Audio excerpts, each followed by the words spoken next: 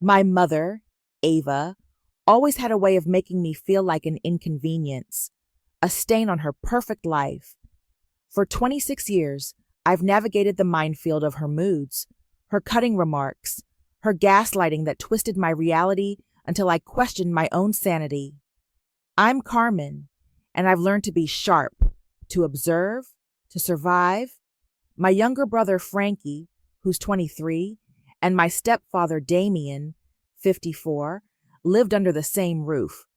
But it felt like Eva and I were locked in our own private war. Eva, at 51, was away for the weekend, attending some spa retreat she desperately needed after all the stress I caused her. The house felt unnaturally quiet, a rare peace that always put me on edge. I was in her walk-in closet, looking for a scarf I'd lent her months ago, when my hand brushed against something solid behind a stack of rarely worn evening gowns. It was a shoebox, tucked deep into a corner, almost intentionally hidden. My heart gave a strange thump.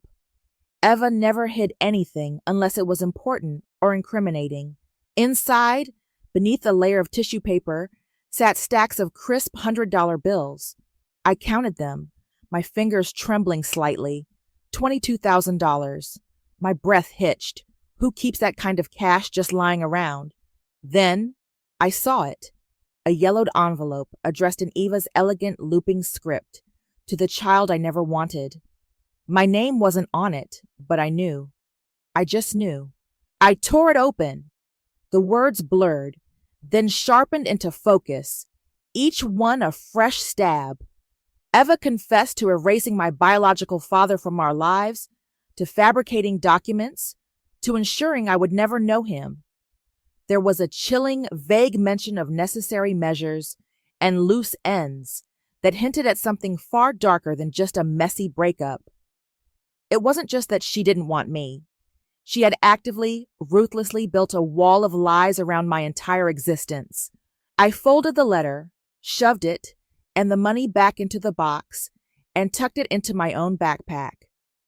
My hands were steady now, a cold resolve settling over me. The years of psychological torment, the feeling of being an outsider in my own family, the constant blame, it all clicked into place. This wasn't just a secret, it was a weapon. I won't let her bury me in secrets any longer. This time, she'll answer for everything. The box felt heavy in my backpack, a physical manifestation of the weight I'd carried my whole life. Eva was still away for another day, giving me a small window. First, I needed to talk to Frankie. He was 3 years younger than me, 23, and fragile in a way I never was. Eva's cruelty had always hit him harder, making him withdrawn and anxious. I found him in his room, hunched over his laptop, headphones on. He flinched when I tapped his shoulder. "Hey," I said, trying to keep my voice calm. "Can we talk? About Mom?" His eyes widened, darting to the door. "What about her?" he whispered, pulling off his headphones. "She's not back yet, is she?"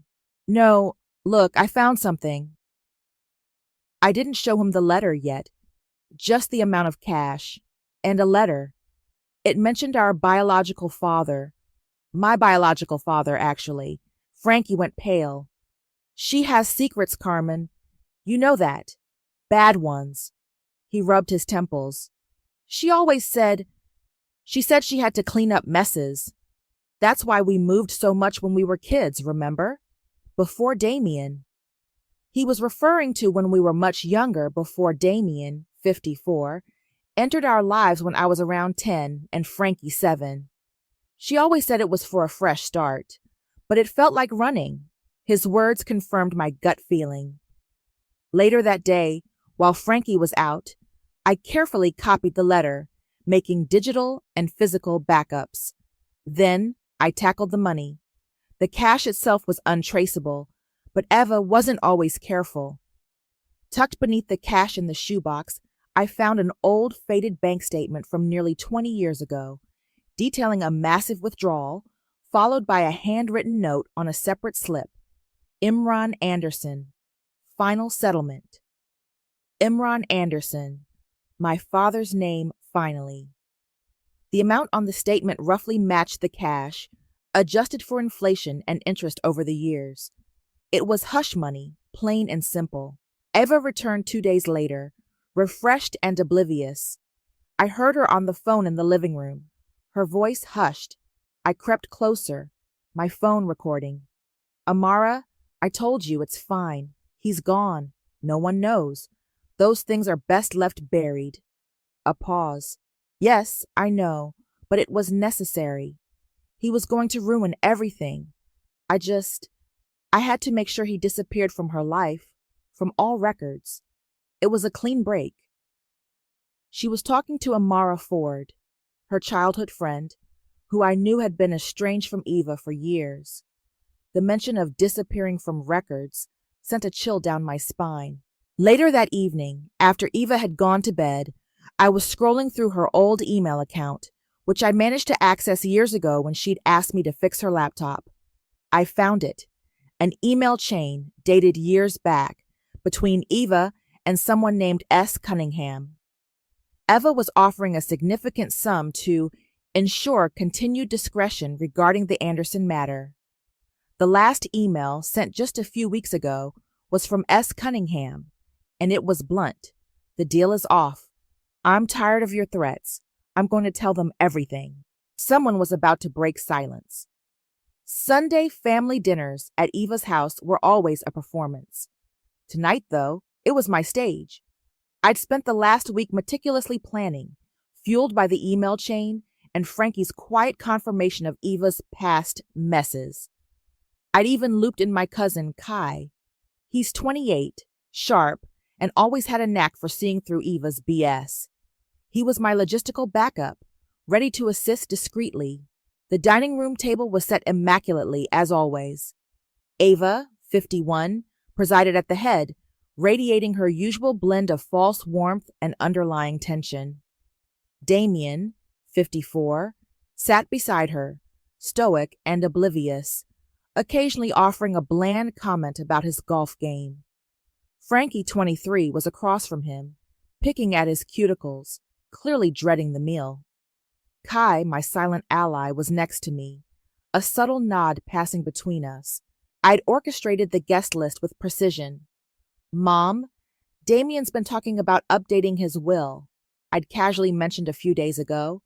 Why don't we invite Sadie Norris for dinner? She can go over it with him after. Sadie, 35, was the family attorney, professional and sharp, but I knew she'd be skeptical of any family drama. I needed her here, impartial and observant. She sat opposite me, sipping her wine, already looking slightly bored. The air was thick with unspoken words, a familiar family dynamic, but tonight it felt different. It hummed with my own suppressed anticipation. I was outwardly calm, buttering a roll, making polite small talk with the Sadie about property taxes. But under the table, my hand clutched my phone, the recording of Eva's confession and the copied letter ready to launch. Just as Eva started to carve the roast, a knock echoed through the house. Eva frowned, clearly annoyed by the interruption. Damien went to the door. Amara? He asked, surprised. Amara Ford, 48, Eva's estranged childhood friend, stood on the doorstep looking pale and anxious. Her eyes darted around the room, landing on Eva with a mixture of fear and defiance. Eva's face tightened, a barely perceptible flicker of fury crossing her features. Amara, what a surprise, she said, her voice dripping with false pleasantness. We weren't expecting you. Amara wrung her hands. I just needed to talk to you, Eva, about some things. Eva forced a smile. Well, come in then. Plenty of food. Amara took the empty seat next to Frankie, avoiding eye contact with anyone. The tension ratcheted up another notch. This was perfect. I waited for a lull in the conversation, then calmly reached into my bag. Mom, I said, my voice clear and steady, I found something you might want back. I slid the yellowed envelope across the polished table. Eva picked it up, Her brow furrowed in confusion. Her eyes scanned the familiar script, then widened as she read the words, "To the child I never wanted." Her face went from confusion to a mask of cold fury. But then, to my surprise, she let out a short, dismissive laugh. "Oh, Carmen, still fishing for pity, are we? What is this? Some old diary entry? You really think this is going to upset anyone?" She looked around the table, a challenge in her eyes, but the room was already on edge, silent, watching. Eva's cold laugh echoed in the sudden silence, a sound designed to dismiss, to belittle, to make me doubt myself. But I wasn't that girl anymore. "Pity?" I asked, my voice calm, almost conversational. "No, Mom, just truth." I reached under the table, my fingers finding the small Bluetooth speaker I'd taped there earlier. With a single press on my phone, Eva's voice, clear and chilling, filled the room.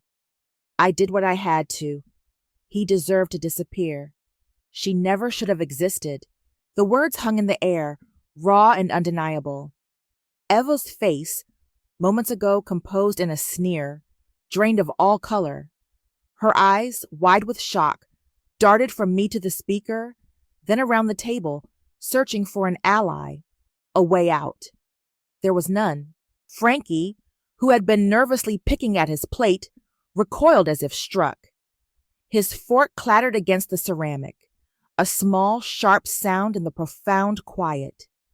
Damien, who had been halfway through lifting a glass of water, froze, his knuckles white around the crystal. He slowly lowered the glass, his gaze fixed on Eva, a profound confusion and dawning horror etched on his face. Sadie Norris, the family attorney, had been observing the scene with a professional, detached air. Now her eyes narrowed, and she pulled a small notepad and pen from her purse, beginning to furiously jot down notes.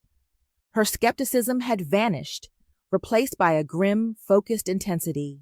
Amara Ford, who had been sitting hunched, her shoulders almost touching her ears, let out a choked sob. Tears streamed down her face, and she buried her face in her hands, shaking uncontrollably.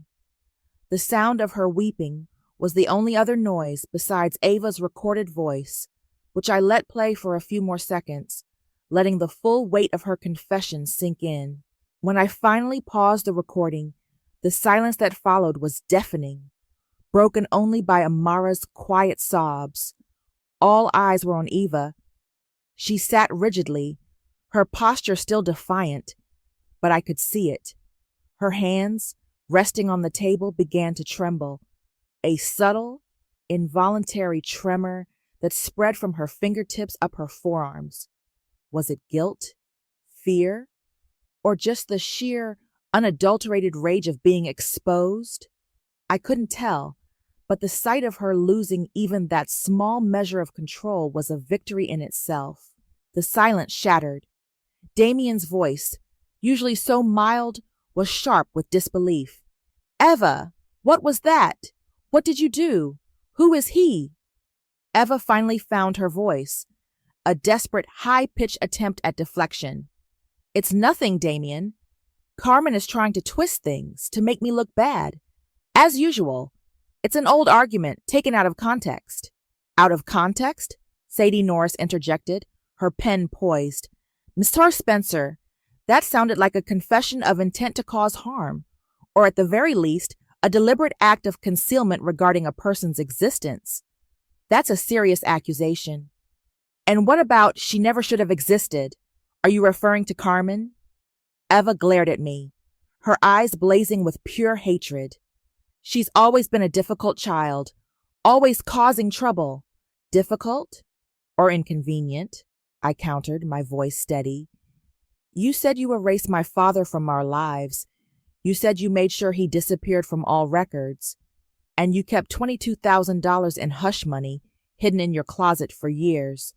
Money linked to Imran Anderson, final settlement. My biological father, Imran Anderson." I pulled out the copied bank statement and the handwritten note, sliding them across the table. This isn't old arguments, Mom. This is fraud, and possibly worse. Damien looked at the documents, then at Eva, his face a mask of profound betrayal. Is this true, Eva? Did you forge documents about Carmen's father? Eva stammered, trying to construct a new lie, but her usual composure was gone. He was a bad man. He would have ruined us. I was protecting you all. Protecting us or protecting your image? I pressed, then turned to Amara, whose sobs had quieted to ragged breaths. Amara, tell them. Tell them what Eva paid you to do. Amara looked terrified, but the dam had broken. She lifted her tear-streaked face, her voice barely a whisper. Eva paid me, years ago, to help her destroy any records of Imran, birth certificates, school records, anything that connected him to Carmen. She said he was a danger, that he was trying to take Carmen away. She said he died under suspicious circumstances, and she needed everything gone. She gave me a lot of money to make sure no one would ever know. The revelation hung heavy in the air. Frankie gasped, burying his face in his hands. Damien pushed back from the table, his chair scraping loudly. Sadie, her face grim, closed her notepad. Mrs. Spencer, she said, her voice chillingly calm, this is no longer just a family matter. Destroying official documents, concealing a death, potential fraud. These are criminal offenses. I have a legal and ethical obligation to report this. She pulled out her phone. Just then, a sharp, insistent knock echoed through the front door. Everyone froze, eyes wide. Eva's face crumpled in fear. I glanced at Kai, who gave me a subtle, almost imperceptible nod. He must have made the anonymous tip. The authorities had arrived. 2 detectives stood at the door, grim-faced and professional. Sadie stepped forward immediately, identifying herself as the family's attorney and quickly outlining the situation, referencing the documents I'd provided and Amara's confession. Ava, for the first time in her life, seemed utterly speechless, her face a mask of terror. The detectives moved efficiently. They separated us, taking Eva into the living room for questioning first. I watched, a strange mix of vindication and hollowness in my chest, as they asked her about Imran Anderson, about the forged documents, about the money. She tried to deny, to deflect, to charm, but her usual tactics fell flat under their steely gazes. Amara, still weeping, was led into the kitchen to give her statement. Damien sat at the dining table, head in his hands, his stoic facade completely shattered. He looked a decade older, the realization of his wife's true nature hitting him like a physical blow. Frankie, my 23-year-old brother, was slumped in his chair, pale and trembling. When a detective approached him, he could barely articulate a coherent sentence. I just want to leave, he stammered, looking at me with desperate eyes. I can't stay here. Not with her. The evidence mounted quickly. The recording, the letter, the bank statement, Amara's tearful testimony, and Sadie's legal expertise left Ava with no credible defense. After an hour, the detectives informed Ava they were taking her in for formal questioning regarding fraud and possible involvement in the suspicious death of Imran Anderson. As they led her out, Eva finally locked eyes with me. There was no rage left, just a profound, chilling emptiness. My revenge had landed. It was precise, public, and devastating. But the sight of her being escorted away by uniformed officers, the once unshakable matriarch reduced to a terrified, disgraced woman, didn't bring the pure satisfaction I thought it would. Frankie, seeing our mother led away, let out a choked cry and collapsed into Damien's arms, sobbing uncontrollably. Damien, still reeling, held him tightly, his own silent breakdown evident in the way his body shook. My family, or what I thought was my family, was unraveling before my eyes. The detectives took the original letter and the cash as evidence, leaving the house feeling strangely stripped bare. Later, alone in my room, the house silent except for the faint sounds of Damien comforting Frankie, I stared at my phone. A text message popped up from an unknown number. "You don't know everything about Imran. Meet me tomorrow." The text message gnawed at me all night. "You don't know everything about Imran. Meet me tomorrow." It felt like another piece of the puzzle, a final, crucial detail. The next morning, I drove to the address provided, a quiet coffee shop on the edge of town. A woman sat alone at a table, her face etched with a familiar weariness. She looked to be in her late 40s, early 50s. "Sophia Cunningham?" I asked, approaching her table. She looked up, her eyes sharp. "Carmen, you look like him." She introduced herself as Sophia Cunningham, an old friend of Imran's. Ava tried to bribe me to keep quiet, but after what she did, I couldn't. Sophia confirmed everything I suspected and more. Imran Anderson, my biological father, had been a good man, if a bit naive. He had fought for parental rights when Eva tried to cut him out completely, but Eva had systematically sabotaged him, spreading lies, making false accusations, and draining his resources. "He was trying to get a court order to prove he was fit to be your father," Sophia explained, her voice heavy. "But Ava, she destroyed him. Publicly, professionally. He had a breakdown, a fatal one." Sophia believed Ava's relentless campaign against Imran, her psychological warfare, directly led to his death. "She didn't just erase him, Carmen. She broke him.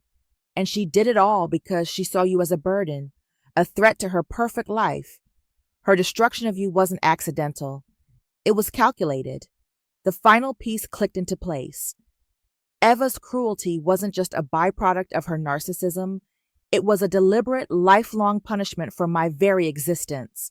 I returned home to a house that felt hollowed out. Ava had been released on bail, but she was a ghost of her former self. Her perfect hair was disheveled, her eyes red-rimmed and vacant. The news of her arrest and the allegations had spread like wildfire. Her reputation, her carefully constructed world, her fortune, all gone or rapidly going. Damien had already started the divorce proceedings, and Frankie was staying with Kai, refusing to come home. I found her in the living room, staring blankly at the wall. My final confrontation wasn't loud or dramatic. It was cold, surgical. "Sophia Cunningham filled in the last blanks, Mom," I said, my voice quiet, devoid of emotion, "about Imran, about how you systematically destroyed him and how you tried to do the same to me. It wasn't just about secrets, was it?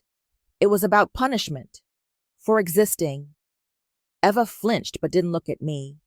"You don't understand," she whispered. "I understand everything," I replied. "Your legacy isn't one of success or a loving family. It's one of ruin. You destroyed a good man, you traumatized your children, and now you'll face the consequences alone." I turned and walked toward the door. My revenge was complete. As I reached the threshold, Eva's voice, a dry, raspy whisper, followed me. "You'll regret doing this to your own blood." The aftermath was a slow-motion unraveling, a cascade of consequences that Eva couldn't control. The criminal charges for fraud, obstruction of justice, and the ongoing investigation into Imran Anderson's death dominated local headlines. Her public shame was absolute. Damien, true to his word, filed for divorce, stripping her of the comfortable life she'd so ruthlessly built. Sadie Norris's firm, representing Damien, moved quickly to sue Eva for financial restitution, ensuring she'd be left with nothing. Frankie, my 23-year-old brother, refused to return to the house. He started therapy, slowly, painfully, coming to terms with the years of manipulation and emotional abuse. He called me often, his voice still fragile, but there was a new resolve there, a quiet strength I hadn't seen before. Amara, seeking her own form of redemption, became a key witness for the prosecution, her testimony damning. Weeks turned into a month. I received copies of the final case documents, a thick file detailing Eva's crimes, the evidence, the testimonies. It was all there, laid bare. Justice, in its slow, grinding way, was being served. The family I grew up in was irrevocably changed. Damien moved out, finding a quiet apartment across town. Frankie was still finding his footing, but he was healing. Ava was isolated, facing a future of legal battles and public scorn, her carefully constructed world in ruins. My revenge was thorough, precise, and undeniably satisfying. I had brought the truth to light, unmasked the monster, and ensured she would pay for every lie, every cruel word, every calculated act of destruction. But the victory felt cold. The void where my family used to be was vast. The constant tension was gone, replaced by an echoing silence. I'd wanted to be heard, to be seen, to finally break free from her shadow. I had achieved it all. Yet, the relationships were fractured, perhaps beyond repair. My brother was traumatized, my stepfather heartbroken, and my mother utterly broken. It was the karma she deserved, but it was also a consequence I had orchestrated. I stood in front of my bedroom mirror, the late afternoon light casting long shadows.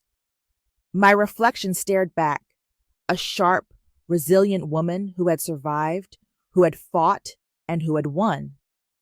But the cost was evident in the quietness of the house, in the lingering